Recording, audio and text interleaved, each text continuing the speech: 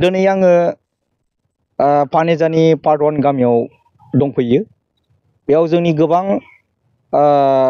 देहायारि जेंना गोनां जोंनि आइ आफा बिदा फंबाय बिब' बिनानाव आइ आफा रायजो राजाफोर दं। दा बिथांमोना लेंहरनायखाय जों बाहाय अल बिटिआर डिफारेन्टलि एबल पार्सन्स प्रटेक्शन अर्गानाइजेशननिफ्राय आं नुजाफैदों।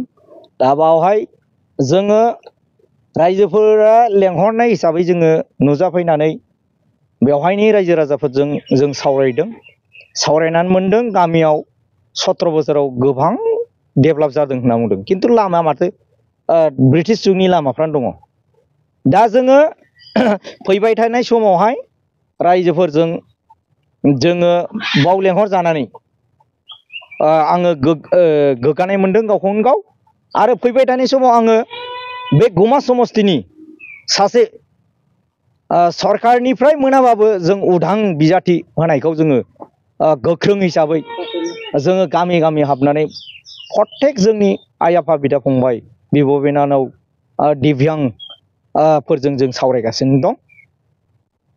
दा बे सावरायनाय फोरबोआव नोंथाङा दिव्यांग बिथांनिफ्राय बा बिफाननिफ्राय माबा मोनसे थिरांथा एबा नोंथाङा भट दारायनायनि माबा केपासिटि दङ बा लानाय जादों नामा? औ नंगौ, जोङो गुमा समस्तियाव एबार आङो निजे एबार गसंनो थाखाय थागथियारि गोख्रों हिसाबै आङो बिजाथि महरै इउपिपिएलनावबो बिदों।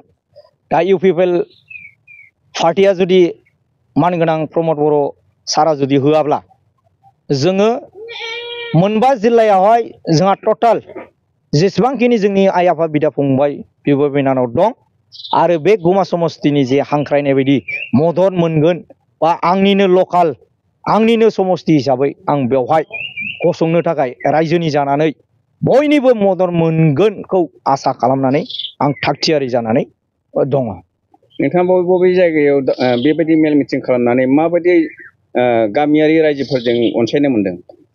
प्रत्येक गामिनि जे आइ आफा बिदा फंबाय जों बायदि दिव्यां बिदा फंबाय न'खरफ्राल' जोंखौ अनसायनाय होआखै, गासिबो मोजां मानसिफ्राबो सुबुंफ्राबो न'खरफ्राबो जोंखौ वेलकाम खालामदों, जोंखौ बाख्नायदों, जोंखौ गोग्गादों।